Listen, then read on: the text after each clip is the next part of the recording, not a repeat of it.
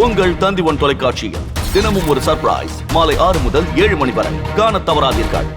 ஓய்வு பெற்ற சிலை கடத்தல் தடுப்பு பிரிவு ஐஜி பொன் மாணிக்கவேலிடம் நடத்தப்பட்ட சிபிஐ விசாரணை நிறைவடைந்த நிலையில் அவர் செய்தியாளர்களை சந்தித்து வருகிறார். அதனை காணலாம். ஓராயிரம் கேஸ் என் மேல கிடக்கு. ஒரு கேஸ் ரெண்டு கேஸ் எல்லாம் கிடையாது. சாகரம் இல்லையா, அதுக்கு முந்தின வரைக்கும் எனக்கு விசாரணை இருந்துகிட்டு இருக்கும். கோர்ட்டுக்கு நான் போவேன், கோர்ட்டுக்கு நான் கோர்ட்டுக்கு போறணும். அதாவது டெத்து என்னைக்கு மண்டே போறோம்னா அதுக்கு முன்னாடி வரைக்கும் எனக்கு மேல நான் இன்வெஸ்டிகேட் பண்ண கேஸ் மற்ற வழக்கெல்லாம் என் மேல இருக்கும். என்ன காரணம்னா ஏற்கனவே உங்களுக்கு 100 முறை சொல்லியிருப்பேன். ரிட்டையர் ஆன பிறகும் நான் இன்னைக்கு வழக்குகளை காணா போன தெய்வ விக்கிரங்களுக்கு நானே போய் கம்ப்ளைண்ட்லாம் கொடுத்துட்டு இருக்கேன். பார்த்துருப்பீங்க இல்லையா, நிறைய இடங்கள்ல அதெல்லாம் இருக்கு. அதனால இது எப்பயும் ரெகுலராக எனக்கு வந்துகிட்டே இருக்கும். ஏற்கனவே இப்போ என்ன பண்ணியிருக்காங்கன்னா எனக்கு நானே அவங்களுக்கு அசஸ் பண்ணி நிறைய என்கிட்ட இருக்கக்கூடிய டாக்குமெண்ட்லாம் எடுத்து கொடுத்து உதவி இருக்கேன். நானே டாக்குமெண்ட்டை எடுத்து கொடுத்து அவங்களுக்கு நிறைய உதவி இருக்கேன். அந்த இதில் இருக்கு. இது என்ன அப்படின்னு கேட்டிங்கன்னா அதுக்கு அடுத்தாலும் சார் இன்னொரு கேள்வி முடிச்சிருங்க. இல்லை, ரைடுங்கிறது இல்லீகல். ரைடுகள் விசாரணை இன்வெஸ்டிகேஷனுக்கு வந்திருக்காங்க. டாக்குமெண்ட் என்கிட்ட நிறைய டாக்குமெண்ட்லாம் இருந்து பழைய டாக்குமெண்ட்லாம் ஏற்கனவே பழைய விசாரணை அதிகாரிட்ட கொடுக்க முடியல. இப்போ புதுசாக வந்திருக்காரு. மொத்தத்தில் அவங்க உங்களுடைய நேர்மையை நாங்கள் கையெடுத்து கும்பிட்றோன்ட்டு தான் வந்தாங்க. அதெல்லாம் ஒன்றும் சும்மா பொய் சொல்லக்கூடாது. அவங்கள அதெல்லாம் நேர்மையை ஒரு எல்லளவு கூட நான் அதுக்கு சம்மந்தமே கிடையாது.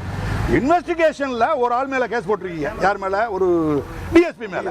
அந்த டிஎஸ்பி மேல கேஸ் சம்பந்தமா நாங்க வந்து விசாரிக்க வந்திருக்கோம். ஏற்கனவே வந்தவங்க தானே, அதே ஆளுக்கு ஃபர்தரா விசாரணை பண்ணிக்கிட்டு இருக்காங்க. அந்த விசாரணையில நான் என்ன சொன்னேன், ஒரு தெய்வ விக்கிரகம், அதாவது நடராஜ தெய்வ விக்கிரகம் வெளிநாட்டுக்கு போயிடுச்சு. பல ஊர்ல இருந்து போன அதை தெய்வ விக்கிரகத்தை கையை 2 அறுக்கிறாங்க. அறுத்தது இங்கே நடந்தது, தமிழ்நாட்டில் அறுக்கிறாங்க. அந்த குற்றத்தை 2005 அறுக்கிறாங்க. நடராஜ தெய்வ விக்கிரகம் 2 அறுக்கிறாங்க. அது சம்பந்தமாக ஒரு கொலை ஒன்று நடக்குது. மதுரையில் கொலை நடக்குது. அந்த கொலையை 4 வருஷமாக லோக்கல் போலீஸில் கண்டுபிடிக்க முடியல. இதெல்லாம் முடித்த பிறகு நான் வந்து 2012 11 எண்டில் அங்கே போலீஸ் ஆஃபீஸராக வரப்போகும்போது அதுக்கு முன்னாடி அமெரிக்காவில் எந்தவித ஒரு சர்ச்சுமே நடக்கலை. 10 வருஷமா 15 வருஷமா அமெரிக்காவில் நடக்கலை. நான் வந்த பிறகு தகவலை ஒரு குற்றவாளியை கைது பண்ணி சில பேர் சொல்கிறாங்கல்ல, நான் தான் அரெஸ்ட் பண்ணேன், அந்த இன்ஸ்பெக்டர் காதர் பாட்சா நான் தான் அரெஸ்ட் பண்ணேன். ஒரே ஒரு கேள்வி கேளுங்க. கேள்வி நீங்கள் கேட்க வேணாம், நான் சொல்கிறேன், இது உண்மை. ஒரு குற்றவாளியை கூட வெளிநாட்டிலேருந்து அவர் அரெஸ்ட் பண்ணி கொண்டு வரவே கிடையாது. இதை நீங்கள் மறக்கக்கூடாது. மறந்தாலும் பரவாயில்ல. ஒரே ஒரு குற்றவாளி, இல்லாட்டி அரை குற்றவாளின்னா நக்கலுக்காக சொல்கிறேன் நான், அவரை கூட வெளிநாட்டிலேருந்து அவங்க கொண்டு வரவே கிடையாது ஒரு கேஸில். எந்த கேஸில்? நடராஜர் அடுத்த கேஸில். அப்படின்னா அவர் என்ன சொல்கிறார், அந்த கேஸில் நான் ஐஓ இல்லையே அப்படின்னாரு. ஐஓ இல்லை தான், ரைட், ஓகே. ஆனால் இன்னொருத்தர் ஜீவானந்தன் ஒருத்தர் இன்வெஸ்டிகேட் பண்ணார். சர்ச் பண்ண போகும்போது அந்த வீட்டில் போய் இதே மாதிரி சர்ச் பண்ண இன்வெஸ்டிகேட் பண்ணும்போது கூட போயிருக்காரு.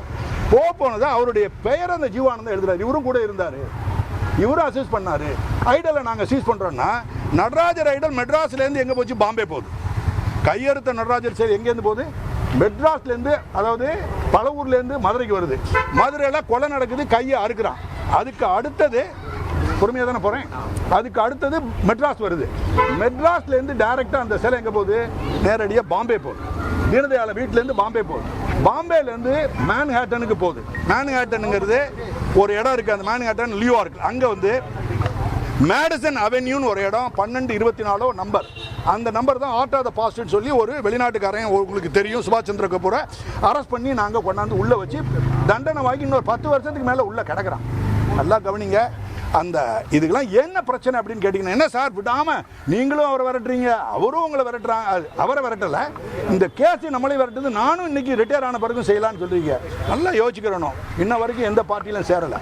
சும்மா ஆளாளுக்கு அதில் போவாங்க, இதில் போவாங்க, அப்பாயின்மெண்ட் வாங்குவாங்க சொல்லி இல்லைன்னா பார்த்தாங்க. அதெல்லாம் நடக்கலை, இன்னமும் நடக்காது. மண்டே போடுற வரைக்கும் அதெல்லாம் எந்த கட்சிக்கோ அதுக்கெல்லாம் நான் போக மாட்டேன். போகிறதுக்கு வேண்டிய இன்ட்ரெஸ்ட் எனக்கு இல்லை, இருக்கட்டும்.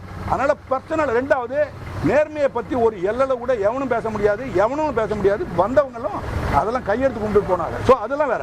இப்போ வழக்கில் இந்த ஆளை வம்பா நீங்கள் உள்ளே போட்டுட்டீங்கிற பிரச்சனை, குற்றச்சாட்டு இருக்கு இல்லையா, அந்த குற்றச்சாட்டுக்கு தான் சொல்கிறேன். அப்படின்னா தீனதயாளன் வீட்டில் வந்து சர்ச் பண்ண போகும்போது கூட இருக்கிற அதிகாரி எல்லாரும் கையெழுத்து போடுறாங்க.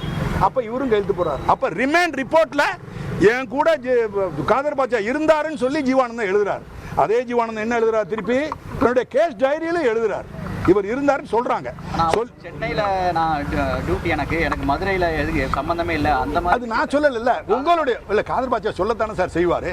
எப்படி கேட்டீங்கன்னா, அப்படி இல்லாதவரை எழுதியிருந்தா, ஜீவானந்த எழுதியிருந்தா எவ்வளவு பெரிய பிரச்சனைக்கு உள்ளா இருக்கும். ஏன் அவர் மேல நீங்க நடவடிக்கை எடுக்கல? பெரிய தப்பா போயிடும் இல்லையா?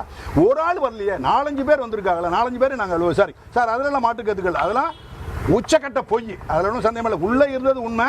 வெளிநாட்டுக்கு நல்லா கவனிங்க, மதுரையில் திருநெல்வேலியில் கொள்ளையடிக்கிறதுலேருந்து மெட்ராஸ் வரைக்கும் ஏ டிரான்சாக்ஷன் வச்சுக்கிடுங்க, ஏ குற்றம்.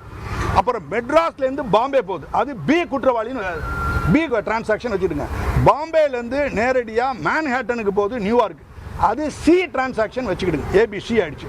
அப்புறம் மேன்ஹேட்டன்லேருந்து லண்டனுக்கு அது போகுது. நல்லா கவனிங்க, எவ்வளோ பெரிய மேட்சை. லண்டன் ஓய்வு பெற்ற சிலை கடத்தல் தடுப்பு பிரிவு ஐஜி பொன் மாணிக்கவேலிடம் நடத்தப்பட்ட சிபிஐ விசாரணை நிறைவடைந்த நிலையில் அவர் செய்தியாளர்களை சந்தித்த அந்த காட்சிகளை பார்த்தோம். உங்கள் தந்தி ஒன் தொலைக்காட்சியில் தினமும் ஒரு சர்ப்ரைஸ் மாலை 6 முதல் 7 மணி வரை காணத் தவறாதீர்கள்.